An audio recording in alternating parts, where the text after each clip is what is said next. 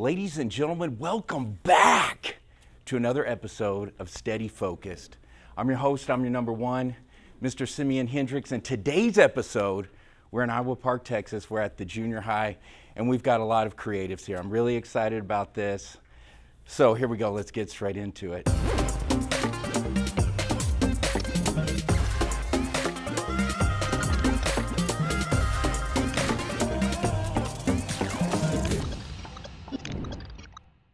A little bit about me. I want to give a little bit of context so you guys can understand where I'm coming from. Whoa, man, I'm pumped up. I'm excited. My adrenaline's rolling. Okay, guys, so I'm a creative, professional creative. I actually graduated from Iowa Park. I'm from California. Grew up in a kind of an abusive home, right? There was a lot of hardships in the house. It was really intense, hard times. And when I was about 7 years old, we moved to New Mexico. And things got more intense and harder. And when I was talking with Ms. Roberts, when I was first getting my notes ready for this class, I thought I was going to be talking to a high school class. So I wrote up a bunch of like detailed steps and all this, and then she was like, no, it's junior high. And that was a huge moment in my life, right? That was when I was living in New Mexico, and it was intense, right? It was very hard, and that was right before I had the opportunity to come to Iowa Park, and that's when things got a lot better for me and for my family. And so really what I wanted to talk with you guys about is you guys are all destined for greatness, right? You got to know that. You got to own that and believe it. Because we have these struggles, these inner demons that will mess with us and tell us we're not good enough, or my stuff doesn't compare to his or hers, or sometimes we'll beat ourselves down internally, and then sometimes people on the outside will beat us down as well.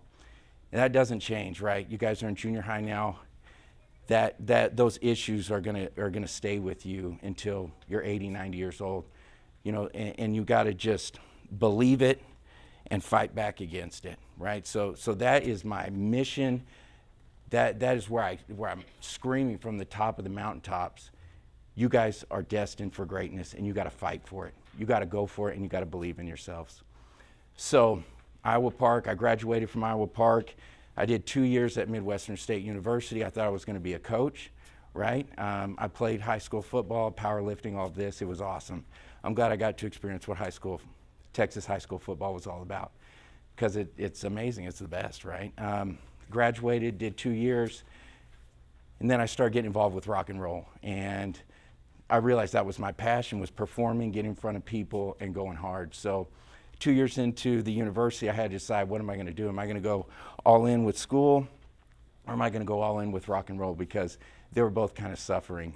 So what did I do? I chose rock and roll, right? So my 20s were all about hard rock, metal, hardcore music. And we toured the country, all over the country for about 10 years, and that was my focus. That was my dedication. I was the front man, I was the singer in the band, I was the manager in the band, but along the way I was doing the t-shirts for the band, I was doing the graphics, I was running the website, so I was getting involved in all this multimedia stuff. And other bands were seeing what I was doing. They say, hey man, do the t-shirts for us, do help with our website, help with all of our visuals. So I was doing that at the same time that I was working the band. So 10 years into it, the band kind of came to an end, and then I had to make another choice, like, what am I going to do now? So I decided I want to get really serious about making a living in the creative field and making a living. So I started doing freelance work. I started hustling, just going hard with it. I would just make up clients, if I couldn't get anybody to buy my services, I would say, okay, well, let me pretend there's a company that's coming to me for a t-shirt, business card, website, and I'll just make it for them. So I would make up a company, whatever, Jim's Tire Supply, and I would nail out all the stuff for him, and then I would post it, hey, look at what I just did, and just keep repeating it. And then it caught on, right? And then people are seeing it, and they're like, wow, okay, do work for me. And it's snowballing, right? And just keep going, keep hustling, keep going. Then Jackie Hager, she runs Hager Communications. It's a big advertising agency in Wichita Falls, now it is. She reached out to me and said, hey, Simeon, why don't you come work for me? So I said, okay, cool. I was the first creative hire that Jackie had, and I stayed with them for 5.5 years. Jackie and I are still very close. We work a lot together. And now Hager Communications is a national contender advertising agency, clients all across the country, and I still work with Jackie. But after about 5.5 years, and I guess now there's about 11 employees, something like this. So I got in on the ground floor with that, worked hard with Jackie, working hard. And about halfway through all of that, then Jackie's saying, I was also working documentaries. I was just making documentaries on my own because I was into storytelling, right, with the camera. So Jackie said, hey, why don't you come and start shooting video for us? I was like, oh, I don't know about that. Well, let's do it. So then I jumped in. Fast forward, now I've done hundreds and hundreds of shoots. I have failed and failed and failed and failed, right? And you guys want to say, man, what's one of the keys to success? Fail. Fail hard, fail often, wake up and fail again. Because every time we fail, man, it stinks. It's a hard lesson. But when we fail, that's when we learn the most, right? So key to success, keep showing up, keep failing. Show up, fail, learn from it. Analyze, what did I do wrong? How could I have done it better? And jump back on it. Because there's a lot of people that get intimidated, they get afraid, they get scared, they get knocked down, and then they say, I quit. I don't want to handle the feeling of the rejection. But if you just take it, own it, and keep grinding, keep going, 95% of people quit. And that's fine, because it's like, okay, live your life, do what you want. But if you've got that passion burning in your stomach that says, I got to do this, you got to fail. You got to fail, and you got to keep going. So 5.5 years, I was working with Jackie, and then towards the end of it, I said, Jackie, I got to go. I don't know what I'm going to do, but there's something else out there for me. So I put in my resignation. I was going to go freelance 100% on my own, grow my own company. Then the hospital's hiring. They reached out for me. So now I got on the marketing team at the hospital. So I work at United Regional. I do photography, videography. I run the website, social media, all this stuff for them. I've been there for about 10 months. It's awesome. On the side, I've been going hard with Steady Focused. That's my show. So it's all about reach your obstacles, reach your goals, overcome obstacles, and become the best version of yourself possible. And so I'm talking it, I'm preaching it. I bring in heavy hitters who are very successful people, whether they're photographers, entrepreneurs, tattoo artists, whatever, people who are dedicated to a craft and putting in the work for years and years and years. And then we talk about, how did you do it? What did you do when you got to that hard part? What was your hardest mistake? Your biggest failure? How'd you overcome it? So this is what I'm passionate about, guys. That's what I do. And and then I still shoot all the time. All the time I'm shooting, all the time I'm failing, and I'm learning, all the time. So that's kind of me in a nutshell. I could just keep going, but I really want to answer questions specific that you guys have. Like I said, I've shot a lot, hundreds of shoots. I've talked to a lot of super successful people. I've sat at tables while multi-million-dollar deals are closed. They've asked my opinion. I've given my thoughts. So I've been around. I've also hung out in the poorest of the poor situations and been happy. So I've been there. I've been blessed, and I've struggled a lot. And I'm thankful for where I am, and we're going. So let's hit it up with some questions. What do you guys got? Hit me. What is your favorite part of what you do? Favorite part of what I do? Okay, well, where I'm coming from when you hear that, when you ask me that, I think about Steady Focused and the putting it out there, elevating people. So for me, when you say that, it's people sending in letters that saying, Simeon, what you're saying is affecting me. You helped me today to keep going, because you have no idea how much I needed to hear what you just said. And then to me, that says, man, I just got to keep going. With the camera, the best feeling, after the shoot's over and we're looking at the footage, and then maybe if we're doing photography and it's that one shot that I'm just like, oh my gosh. I just want to pause the whole world and just stare at that. Like, okay, I can quit right now. This is the best shot. I love this. So that's a good feeling. Another great feeling is after I have had a failure, I messed up, to come back for the rematch and I nail it. That's pretty awesome. What else we got? Where we at? Let's take one from the guys. What we got, my man? Who's your favorite person to shoot a video with? Favorite person to shoot with? Okay, so I'm gonna say to shoot with. That to me is talking about that I collaborated with. So I would say it's got to be Matt Hamilton. He works at Hager Communications right now. He is a video master. He spent about 5 or 6 years in Austin before he came back to Wichita Falls, and now he's there at Hager Communications with his brother Scott. Powerhouse, dude. This guy's amazing, and he really helped me push myself. One of the big things that he taught me was the power of organization. Keeping our files organized, keeping the equipment organized, being prepared, going into it, doing the pregame, and then just his calmness when we're out on a shoot. Because you guys can see, like I started today, my adrenaline gets going. When I'm pumped, like my heart races. That's just what it does. That's just me. But he was just really, really calm. I would say like some of my biggest interviews that I've done that were really, really awesome. You know, just world-renowned photographers. You know, that was pretty awesome.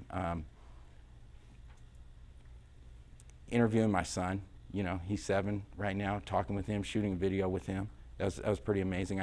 He and I shot a video when he was, I guess, 6, 5 maybe, and I was showing it to him in the car when I was driving him to school a few days ago, and he was crying, and he was like, "Dad, this is so amazing." So stuff like that. Yeah, what we got? Right here. Who's your biggest inspiration? Biggest inspiration, great question. Well, I'm gonna say my biggest inspiration right now, if I'm talking about, as far as shows that are coming out, because I'm big into photography and video and shooting, but like where I see myself going ultimately is kind of being this, like it's about the show and the presentation. So the Joe Rogan show, I think this guy's awesome. There's a man, Tim Ferriss, he's amazing, kind of doing the same thing of what I'm doing. I really like them a lot. Yeah, I would kind of go to them. I really, really like what they're doing. Yeah, where we at? Right here, my man. What is the biggest project you have worked on? Biggest project, okay. Well, so what we say, biggest. When you say that, I'm thinking like money-wise, length-wise. We went to New Mexico a while back, and we shot for 3 days at a big manufacturing company. And so it was our job to show up, shoot everything of the process of building this house. So it's from the very beginning of, here's a piece of metal and we're going to create the frame for this, all the way up to the walls, the floor, putting it in the insulation. That was about 3 days, so that was pretty awesome. They flew us out there, brought the cameras. We got to eat some good food. Yeah, so that was a pretty big project. Working with I don't know if you guys remember the Nighthawks when they first started up. We did a lot of work with the Nighthawks, so we did some documentary work with them. That was pretty cool. I loved that. Yeah. What we got? Do you do like all like your talk shows? Like, do you stay like in Wichita and Allen Park, or do you like, travel? Yeah, some of the episodes are far away, you know, or a lot of them are here, you know. So if I can sit down with the person, I will. And right now I'm based in Wichita Falls, so a lot of the interviews I've been doing are right here, you know, talking with them. But if I can't grab them and talk to them in person, we'll, you know, do a phone interview or Skype or something like this. And yeah, you know, interview people who are in New York and I'm here in Texas, and you know, yeah, so for sure. What do you think the most important part of your job is? Most important part of my job. Well, okay, so I think the most important part, like if we're talking about video and photography, like taking on a project, I think the most important part is understanding the scope of the project. So if you come to me and say, hey, I want you to photograph my new clothing line or these new tables, right, for instance, it's extremely important that I understand what you want from me before I just start going crazy. you know. So I think it's very important to have that, and this was kind of part of the notes that I had taken originally. But guys, this is a huge step. So when you're coming into a project, to identify and understand the scope of the project, understand the client's expectations, what do they want from you? And that could be Ms. Roberts, you know, she's saying, okay guys, we got to put together a video of the upcoming pep rally, right? So you go out there and you shoot all this stuff and you're like, hey, I loved it. She's like, that's great, but I wanted pictures of people's faces, and you shot the gym floor the whole time. So you're like, you can do the same thing but miss the mark. So really taking notes in that first conversation, in that first meeting, is crucial. So, and then delivering. But I think the most important is listening and understanding what is needed before I do anything. What do we got? Let's get one from the dudes. Yes. Who inspired you to do what you're doing now? Who inspired me to do what I'm doing? I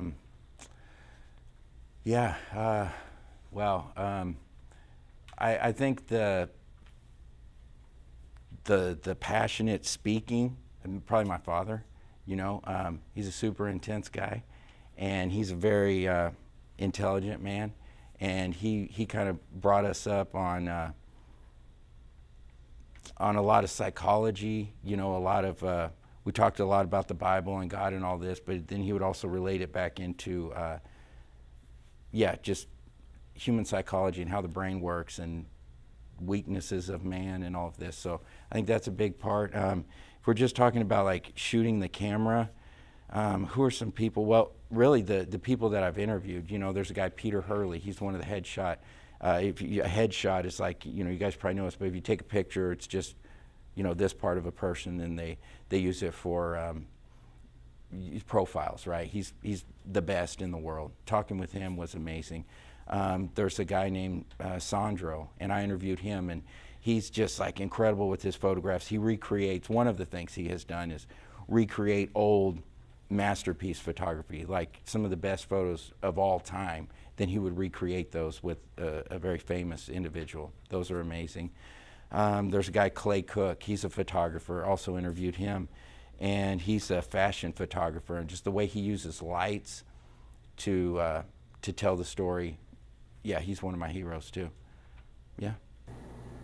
How long does it take to edit videos? How long does it take to edit a video? Okay, and that's good because you want to have a ballpark idea when you go to the client and they say, hey, I need you to make this video about my new table setup.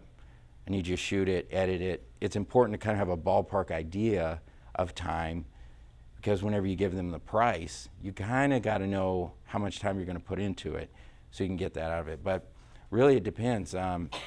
Let's say a 30-second commercial, it really, really depends on how many cuts, right? So every time you make a cut in the video, it just adds time. And then the more layers you put into it, the layering music, layering sound effects, layering,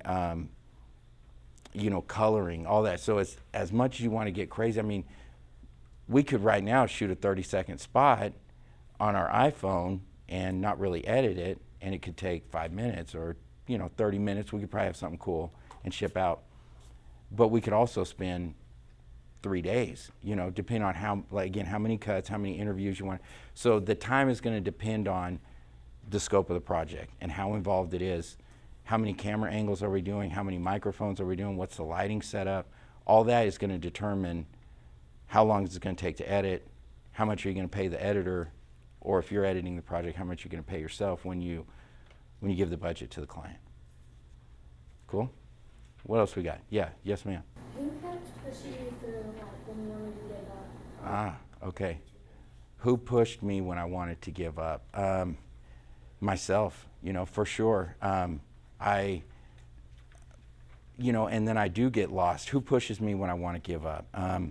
I think it's a great thing to surround yourself as much as you can with positive people who are moving in the same general direction as you. You might have someone who you look up to. Maybe you want to do paint cars and they want to be I don't know, they want to be a chef, right? So you guys are different worlds of your dreaming, but you're both passionately trying to be successful.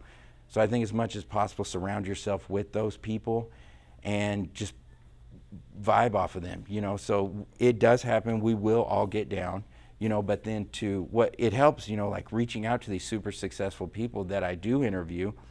I mean, I want to give inspiration to other people, but it's for myself too, because I want to hear from them, like, okay, what did you do when you felt like giving up? And time and time and time and time again, the key to success is just keep showing up. And I want to be my best, so I just got to keep going. But believe it, I mean, I get low, you know, I will get into the part of like, I'm lost, I don't even know what to do. I was just writing the other day, I mean, this was a week ago maybe, and I was just feeling like, man, I'm lost, I don't know what to do, you know. For me, one way that gets me back on track, and it's different for everyone, so I think it's important to understand yourself, try different things, but for me, what helps get me back on track is writing, right? And then I can just basically puke it out of my brain, journal out, you know, like, what's going on, what am I doing? Just talk to myself, like, I feel bad. Why do you feel bad? I feel like I'm lost. Well, why are you lost? You know, and just go back and forth. And that really helps me get back on track. And what I came to at the end of my writings was I already had been given answers on what to do that I wasn't taking care of. You know, I was like, dude, 3 pages ago you said you were lost. Did you do this one thing? No, I didn't. Get back there and do that one thing. Get back on track. Listen to ourselves. The answers are within, 100%. I mean, we can get inspiration from other people, and they can motivate us, but the answers, the direction on what to do is within us. I don't know if that answered it, but that's what felt right. Whose story has moved you the most? Story has moved me the most. Whose story has moved me the most? The first thing that comes to my mind is my brother. You know, like, he and I grew up together, and I know the intense hardships that he went through when we were younger. So as sometimes I can look at my life a little bit differently and look at him and the struggles that he went through, and it's like, man, you know, he did it. You know, he's still going, and that kind of pushes me. But the stories of people who were the underdog and just kept going, and they're going, and they're killing it. I love people who keep showing up. Elon Musk, right? He's the guy who runs Tesla. He was one of the founders of PayPal. I love his story. Genius, hard worker, sleeps at his plants. You know, he's one of the richest dudes around, but still he keeps showing up, and he sleeps at his plant because there's issues going on with the cars, and he wants to be there to fix it. That pumps me up. What we got? Let's get one from the dudes. What we got? Yeah. So where did your sense of like self-motivation come from? Have you always had it, or did it? Man, it came from being at the lowest point of my life. I mean, it came from, I've been there. I've been in the dark. I've lived in the dark. I've seen the darkest of the dark. I understand the dark. You know, like, I've seen abuse. I've lived it. I've seen it. And that I can relate with somebody who's been there, you know, and it comes from keep going, you know, keep going. It came from God. It's come from the universe to say, you're destined for greatness. Like I said from the beginning, everyone in this room is destined for greatness, and it's up to us to grab it, to reach out and grab it, because we could both be sitting there and be like, man, I'm just going to sit here. Like, all right, dude, well, I'm going to take that step. And then this guy might be talking trash to me like, man, whatever, you're not getting anywhere. Next thing you know, I'm 50 steps forward, and that dude's still sitting there, right? It's like, just keep showing up, keep going.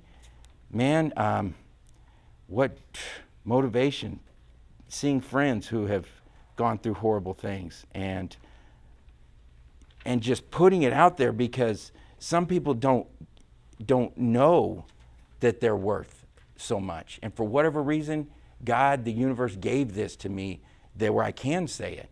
And I can tell people, you are worth something. You've got what it takes. And it's my mission in life to open my mouth, get out of my way, don't question it, and let it come through. That's my mission in life. I have to do this. Otherwise, I'm going to be depressed, laying in a bed, hating myself because I'm not being obedient to what's being laid on my heart. I don't know, it could be different for you. You might be the guy who comes up with the fastest car in the world. I don't know. That's your thing. You got to follow it. My thing is to stand in front of you guys and open my heart and be honest. Tomorrow, I'll keep doing the next thing, keep doing the next thing. So, and then again, listening to other people who are successful, trying to surround myself with people who are going for it. You know, I fill my mind with books, audio books. Maybe you guys don't like to read. It's 2018, we can all listen to books on our phones, right? I'm sure everyone here has a phone or a computer. Fill your mind with just positivity. Listen to the stories of every single person who's a success in life, 100%, has failed over and over and over. What we got? You. I'll come back to you. How many takes does it normally take to film one of your interviews? Okay, good question. How many takes does it take to film an interview? Okay, well, like when I do Steady Focused, we just do a long interview, and it's like 40 minutes sometimes, and it's just one take. We're just talking and just let it go. And I really try not to do any cuts and just let it be whatever it is. When we're doing a 30-second commercial, you know, if we have a script and I hand it to you and I'm like, you got to say these exact words, that could take a while.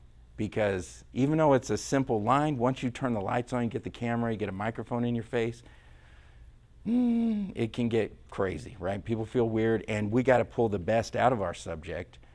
Otherwise, it doesn't feel genuine. So sometimes that can take 10, sometimes it's right off the bat, someone nails it. It could take 10, 20 takes. I'm like, okay, let's try it again. Okay, let's try it again. So I think it depends on the project. It depends on the person that you're interviewing. Some people are naturals in front of the camera. Some people aren't. Yeah. What we got? All right. Who is the coolest person you've ever interviewed? Coolest person. Let's see, if I'm talking to him and I'm like, man, you're cool. Well, I think every person I've interviewed pretty much I've had a big respect for. And I thought they had a very interesting story. Let me see, who would just be like, man, you are cool.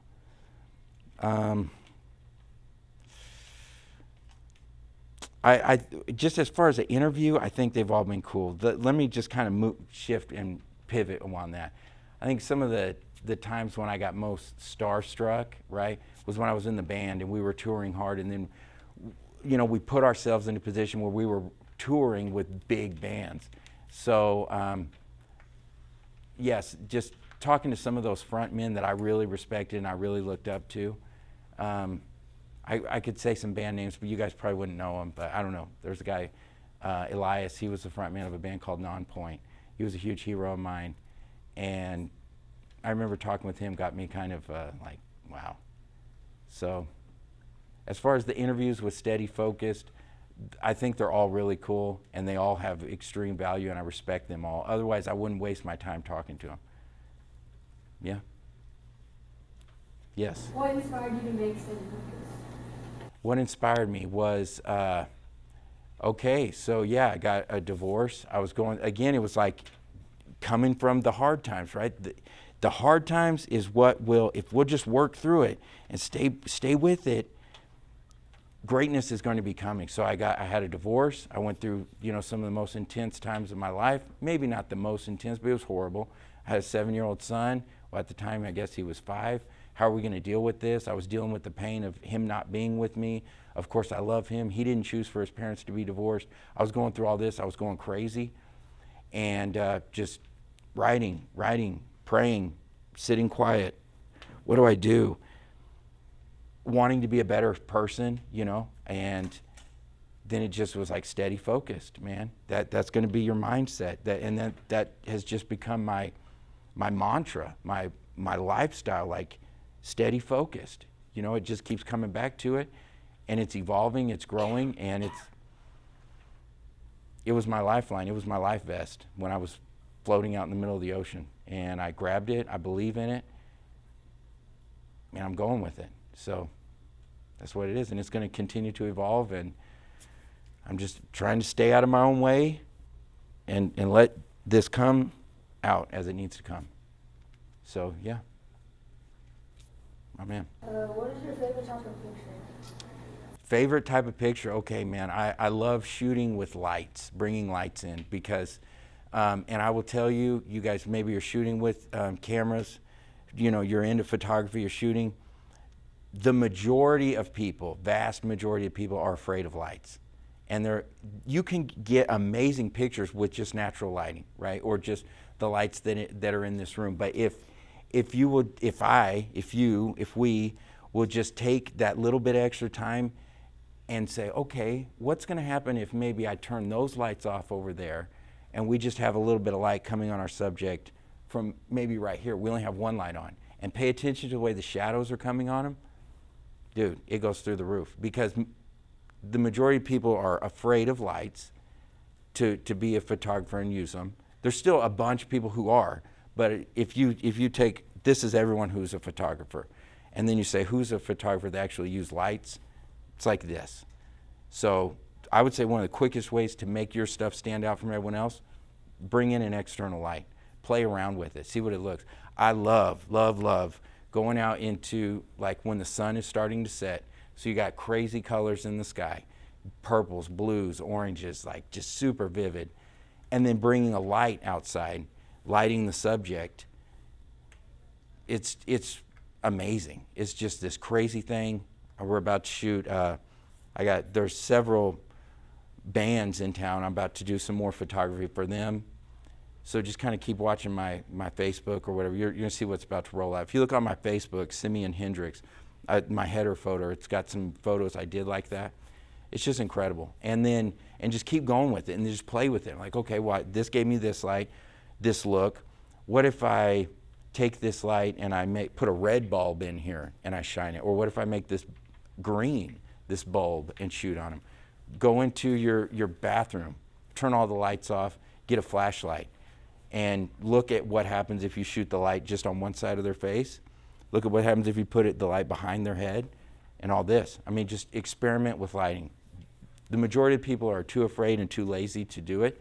And if you do it, instantly you're going to jump 50, 75% of the stack of people. And I love it. So that's what I think. What we got?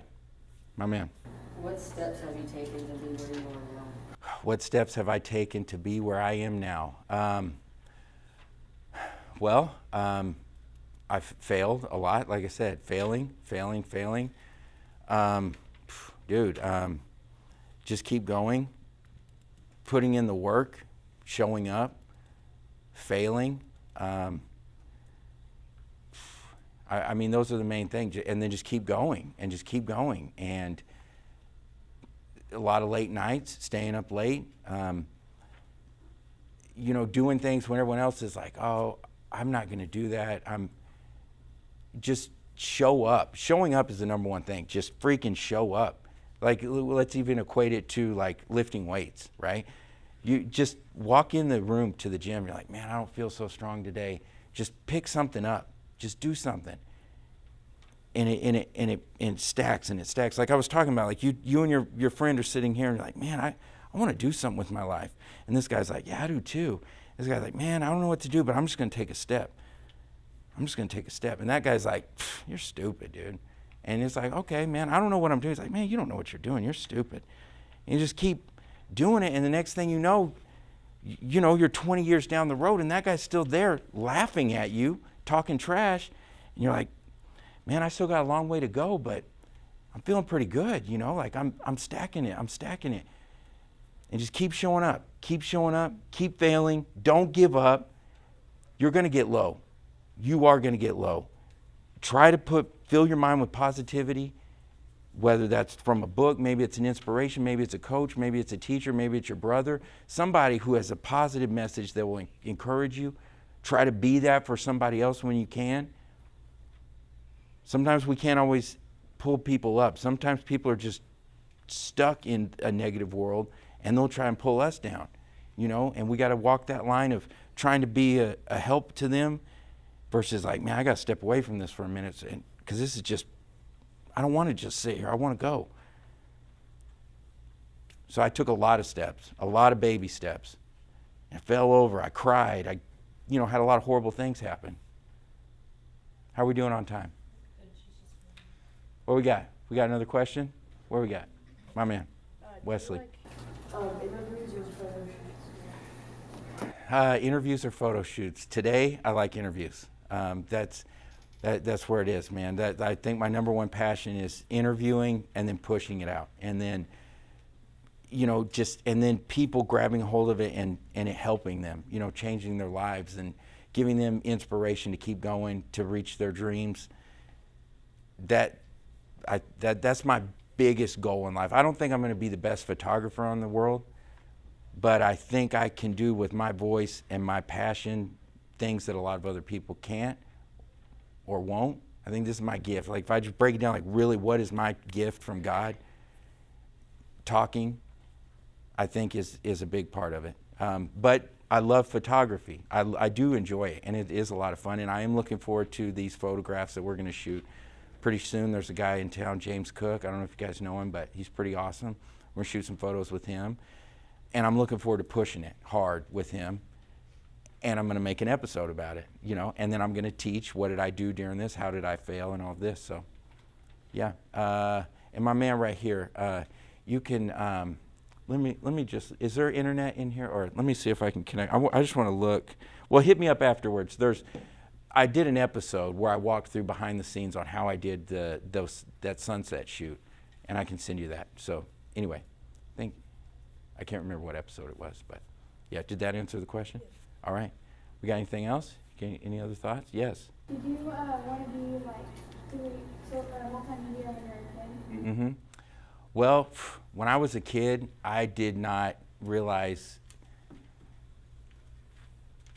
it wasn't even a thing to believe in myself. It was survival mode when I was a kid. My brother was the drawer.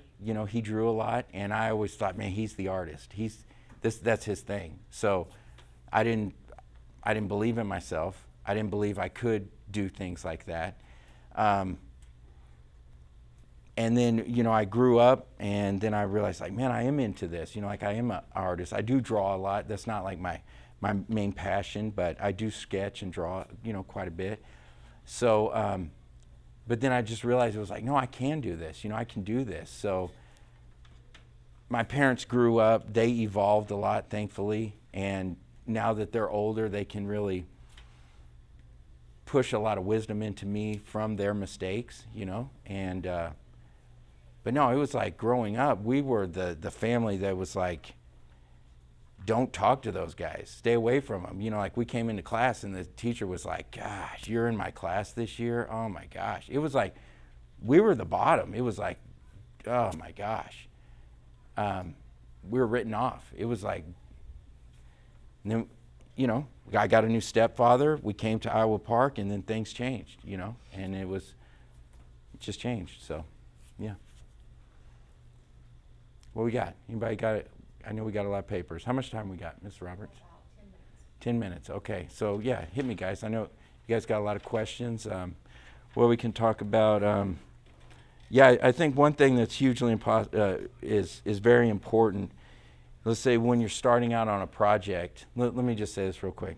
And I don't know if that was for me, but let me just say it. Or if you're just stretching your arm, I don't know. But so you're given a project from your client, whoever it is. Maybe it's your teacher, it's your mom, it's whoever it is. Someone gives you this project. I think one thing that's a crucial step that I learned while being at the agency, there's my man, Andrew Bell. He's one of the best graphic artists in the world. I learned underneath him. He's a great guy. And gather your inspiration right at the beginning of a project. I think that's huge, and a lot of people skip it. So it's whatever, you guys hire me and say, hey, I want to shoot some awesome photographs in a laundromat. Let's do some crazy lighting. Let's go hard. Let's do something mind-blowing. I could just say, okay, let's go, and go for it. And we could come up with something really cool. But I could also gain a lot of value from, okay, cool, let me go ahead and get on the internet. Let's research a lot of stuff. Let me open up some photography books. Let's find out what they did, find some really cool images, and then deconstruct them, right? It's man, this is the coolest photo I've ever seen. this is something big right here. Deconstruct it, because it's not magic. When you see the photos that I've done, when you see, I don't know, how many raise your hand are into photography? You guys like shooting with camera? That's okay if you're not. I get it. Some of us are writers. Some of us. Okay. We have any people who are into video more? Is that right? Okay. Maybe you're into writing, or you're into, like I said, mechanics, or you're into whatever it is. Like whatever your thing is, you're gonna look to your heroes. Look to the ones that are really killing it, and what they're doing.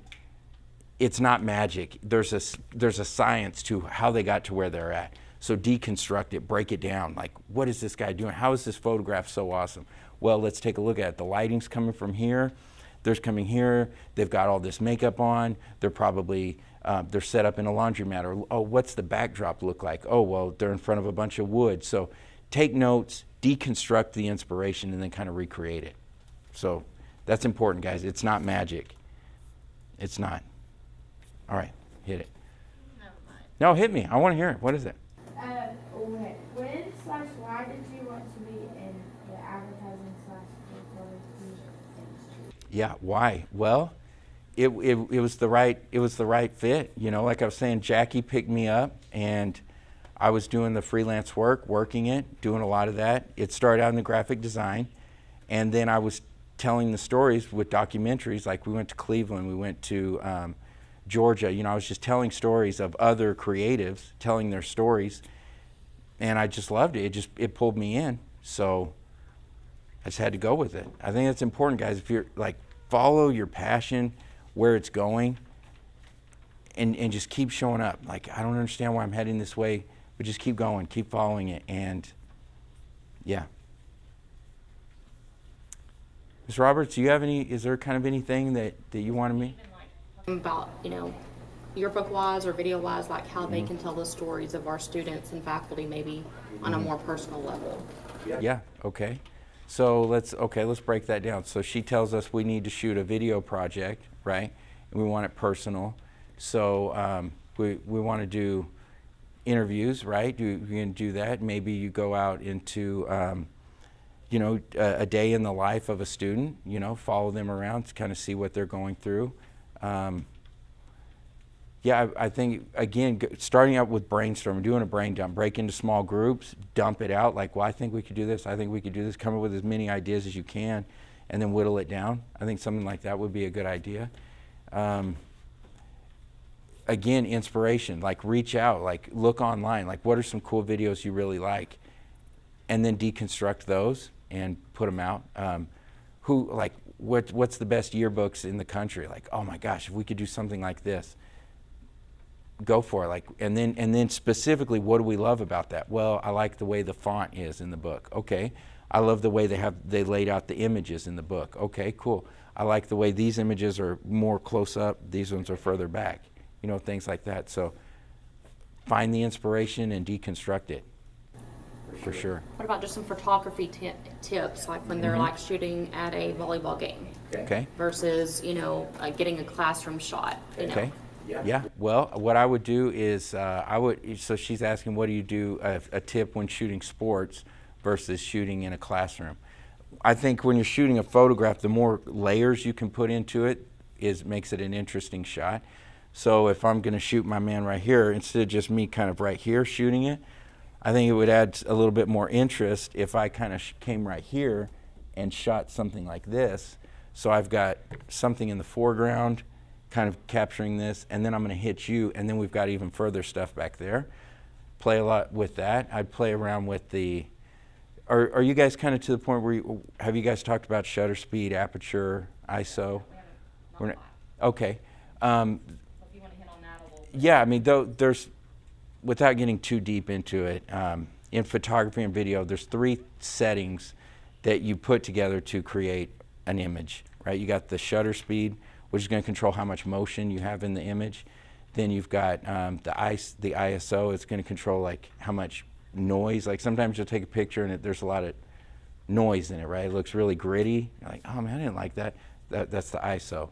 And then there's shutter speed, and then the aperture is like how much in focus is in the image. So I would play around with that. Like if you're shooting sports, you could play with it where you have a long shutter speed. So like maybe if it's a volleyball player, they're shooting and you could play with it so there's kind of light behind her so you see her whole movement coming up. That might be fun. Do something like that. Bring lights into it. I would experiment a lot with lights. If you could interview anyone, okay, well, famous in the world, like tomorrow, like you could go interview, who would you choose?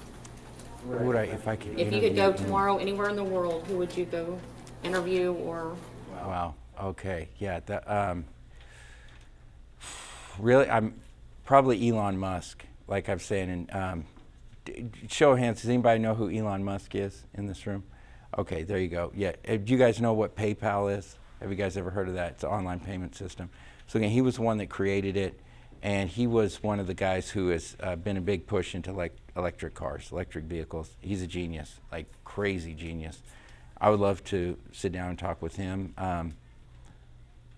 Yeah, there's a guy named Gary Vaynerchuk. He's a big hero of mine. I'd love to talk with him. What do we want to say? Who are some? Conor McGregor. I don't know. You got any fight fans in the house? Right? UFC. Conor McGregor. Yeah, I would love to interview with him. I mean, just people who have a great story. Yeah, I would do it. Yeah, my man. When did you start your job? When did I start my job? Well, I could say, when did I start? Man, I think about, I got serious about being a creative when I was like 19. And that was 18, 19. That's when I started with the band. And that's when I really started putting in my mind that I was an artist and going with there. So I would say 19. I'm 38 right now. So about 20 years. Yeah. We're good? All right, cool. Thank you guys. Thank you.